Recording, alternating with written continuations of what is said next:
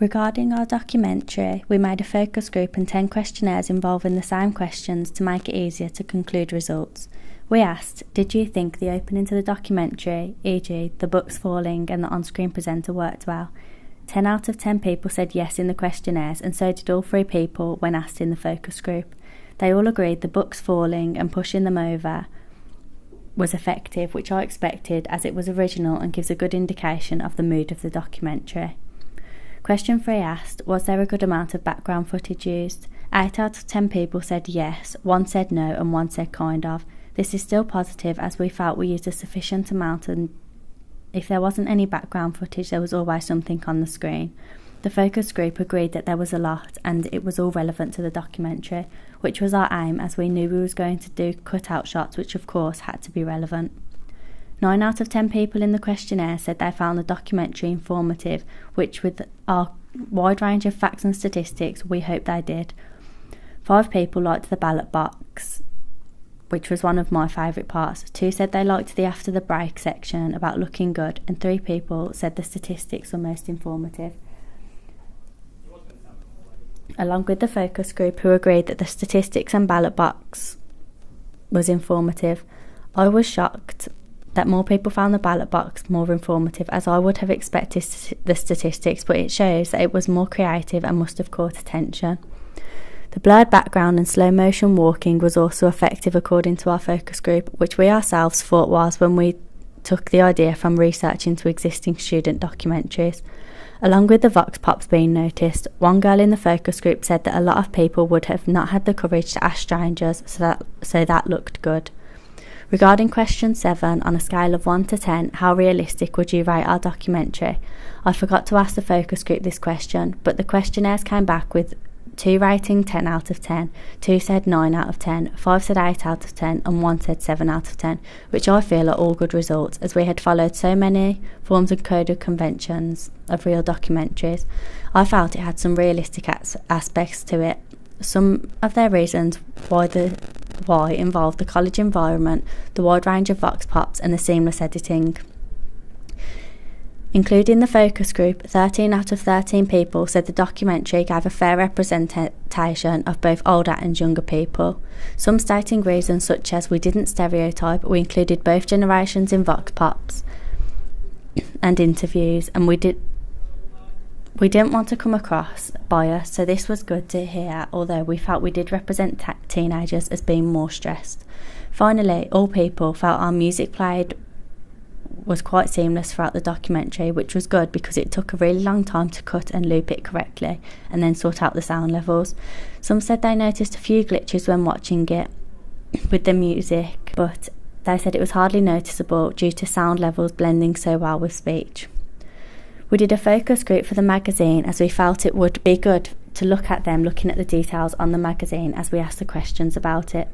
Everyone said they liked the font. One person even said that it looked like an old school American yearbook font, which we had not even considered, but I guess it relates to the age of the target audience.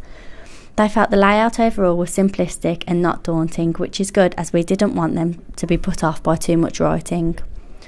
When looking at the images, they felt all of them caught the attention and went with the text. We expected this as there wasn't too many and they were evenly spread.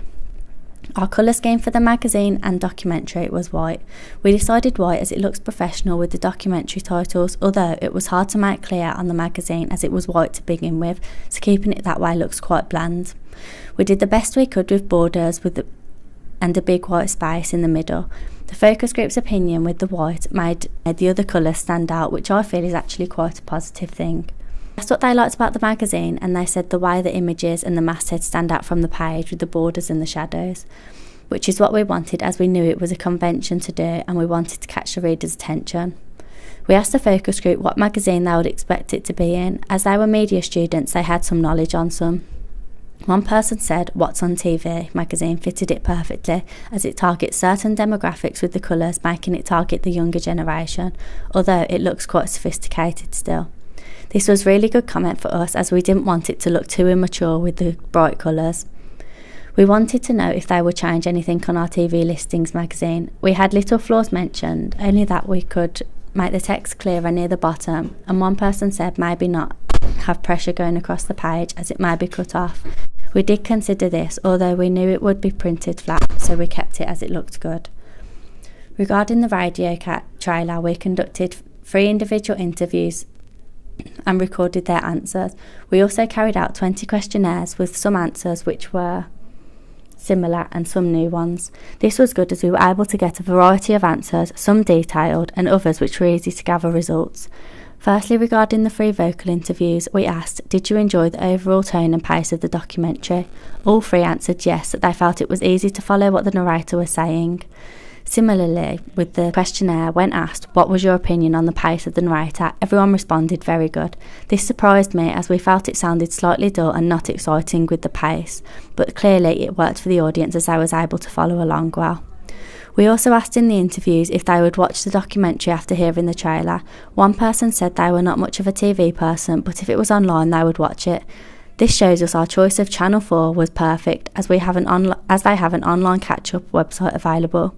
Regarding this question in the questionnaires, we had the same positive responses occurring, with 50% they strongly agreed and the other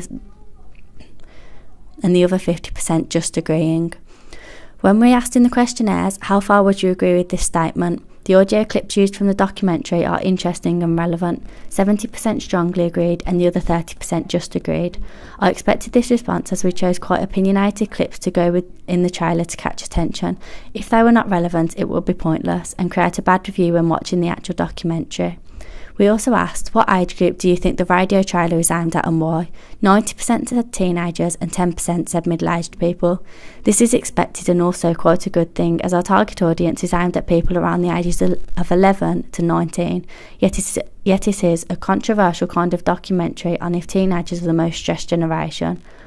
So of course, older generations will want to see the outcome and give their own opinions as well. Overall, I feel our feedback from all 3 products was positive, making me feel we've been successful in creating them. I feel the feedback has shown that we have advertised our documentary well and used a lot of professional skills which has worked well in making our documentary realistic and interesting.